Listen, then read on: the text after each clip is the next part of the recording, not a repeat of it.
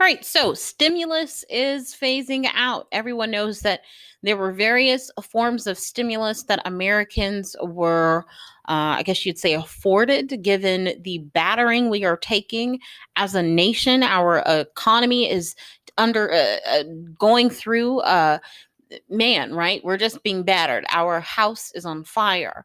But again, Congress did come together under the CARES Act, and they did put together a set of programs and plans to really try and stimulate the American economy.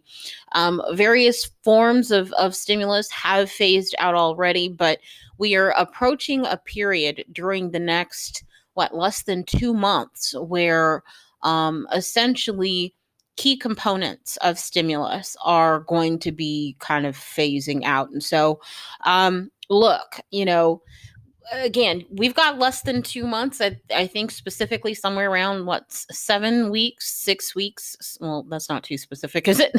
But so we don't have a lot of time, and I really want you to make use of this time because, again, we're going to talk specifically about some of these programs and forms of stimulus, and I want you to pay attention because if you are impacted, if you're taking advantage of, I don't want to say that taking advantage, that sounds so negative, right? And you already have politicians saying you're taking advantage, but if you are utilizing some of the programs that are being extended to you as a citizen of this country, let's put it like that, right?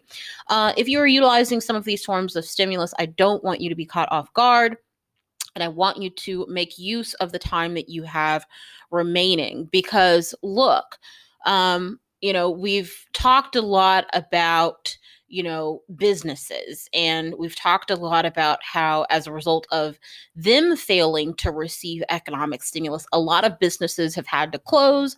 A lot of industries are heavily impacted. A lot of industries are like, look, we cannot make it. Our doors are going to close. We've got to lay off loads and loads of employees. But we haven't really taken a look at what happens, at least in a very specific fashion, as it relates to people. So obviously we talk about how, when people lose their jobs, they end up on unemployment. They have to get housing assistance. They have to get, food assistance by using the SNAP program. They have to make use of a lot of, government programs that are available to them as citizens of this country, as they very well should be. However, what we don't often hear talked about is the fact that at a certain point, even with those forms of support, a lot of Americans have had to or will end up having to essentially file for bankruptcy, right? Businesses, they, either go in bankruptcy, and sometimes depending on the form of bankruptcy, you're able to kind of restructure, so on and so forth. Or they end up just outright closing their doors. But we don't talk about the fact that that happens to people.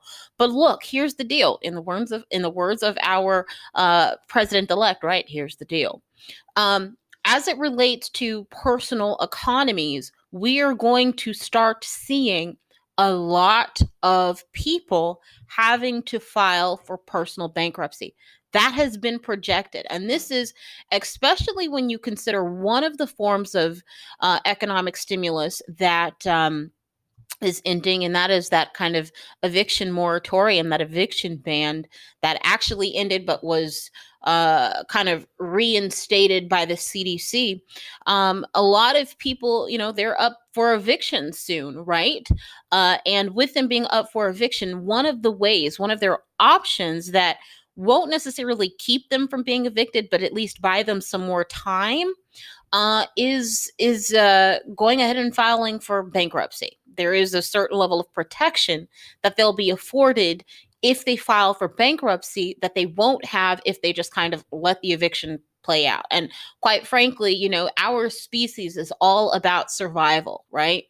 And you cannot blame people if they have to utilize a tool such as bankruptcy as a means of simply trying to survive. No, a lot of people don't, look at bankruptcy and say, oh, I'm going to do that so I can just make all my obligations disappear.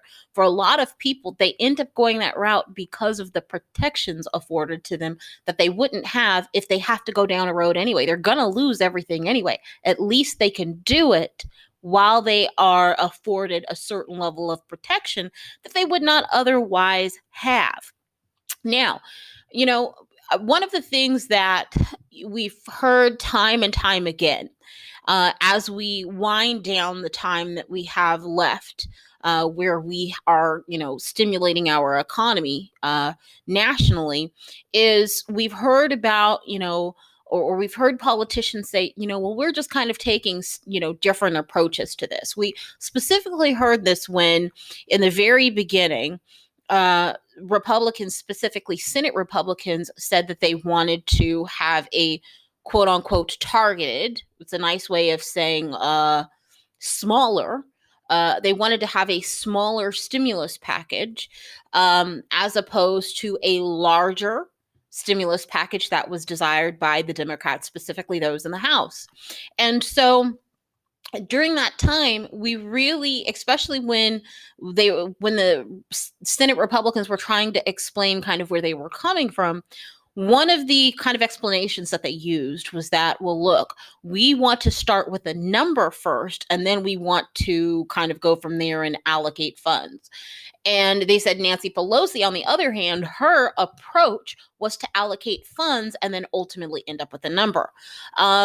Now, you definitely could have a conversation about those approaches, but I want to make this very clear, right? The fact that we are coming to this point where we are no longer going to be stimulating our economy, this is not because approaches are competing.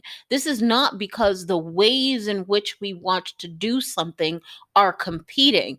This is not a situation where we say, we're looking to make a cake as a country, but we, want to do step A first instead of step B. No, what we are dealing with is essentially differences of opinion about the type of cake we want, the size of the cake we want. It's not just a matter of a difference of opinion on the steps that we are taking. Right. So I want you to be very, very clear when you hear people, whether it's politicians or pundits, try to explain away our, again, lack of ability to stimulate our economy going forward. It is not because, metaphorically speaking, we disagree on the steps A, B, and C that we want to take to bake our cake of economic strength and wealth and vitality. No, it is because we disagree on the ingredients of the cake. We disagree on the temperature of the oven. We disagree on the size of the pan. We disagree on the tools. Some people want to use a fork. Some people want to use a spatula. Some people want to, pound out the what is it when after you mix together the dough and then I don't bake because I am horrible at it, but my sister, who is an awesome baker, what she does is, I noticed, after she whips together her, what's that stuff called, it's not dough for a cake, it's the batter. She takes it and she pounds it out to get the air bubbles out, right? We have people disagreeing. Some people want to do that. Some people want to leave the bubbles in. That is what we are disagreeing on. We're not disagreeing on, oh, well, do we, crack the egg first? No. So do not let them fool you thinking that this is simply about approaches. This is about different values. This is about, just a whole host of differences. It's not as simple as they would like to explain it away. Look, the size of the stimulus matters, right? If we go back to that cake example, if you decide, for instance, not to take your pan and kind of drop it on your counter a few times, you're going to have air bubbles that's going to affect your cake. If you decide not to add flour to your cake, will it even still be called a cake? If you decide to, I don't know, not put enough, what do they put in cakes? Again, I don't bake. Do they put baking powder in it? If you decide to not put an egg in it, I'm sure it's going to turn out horrible, right? If you decide to use, one flour versus another type of flour, there are a whole host of different things. This is not as simple as they make it appear. So when they tell you that, oh, well, the size doesn't really matter if we just do A, B, and C, that's the equivalent of baking a cake, but deciding to do everything except maybe add the flour. You might end up with something similar to a cake, but it sure in the heck will not be a cake. right? So if we go along with stimulus and we don't have certain aspects, various important aspects, we are not truly going to end up with economic stimulus. We'll end up with something that is maybe similar, but it's either not the same or it's not as effective, right? We need a large stimulus package. The size of the package matters, and it's not just about getting a large package just for the sake of it having being, large. Like we have to be strategic about the size, right? We don't just want something large again for the sake of it being large.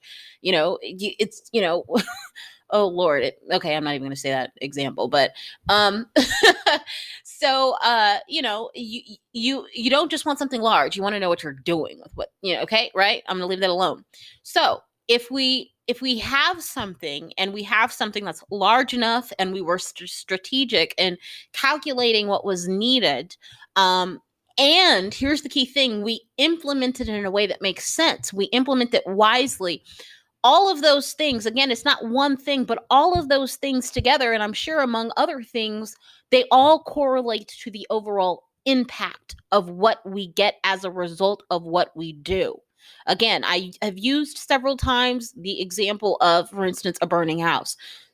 Everyone is they're able to say, I put water on the house, but some people want to take a bucket of water and throw it one single bucket and say, well, see, I put water on the fire. Another group of people want to take a water hose that continuously streams water, and as a result, again, both people can accurately say, well, see, I did put water on it. But the impact of both of those actions are going to be very, very different because they ultimately are, they're ultimately not the same thing despite being the same thing. So that said, I'm going to leave that here. Just again, keep in mind that we have less than 2 months to go that we are going to be stimulating our economy. And so put your whole personal economy together. Think about, the plans you need to make. I'm sure a lot of you have had to make plans a long time ago because you've been suffering for a long time. Your personal economy has been without stimulus for a very long time. But I want you to be very, very, very aware of what's going on. And also, as I mentioned on several episodes before, just because Joe Biden gets elected or he will, take the oath of office and be the man of the hour on January 20th at 12 p.m., that does not mean that at that very moment it is going to be raining checks. You need to have a plan to deal with the lack of stimulus that at the very least goes into March and April. Right? So keep that in mind because we have less than 2 months of economic stimulus left.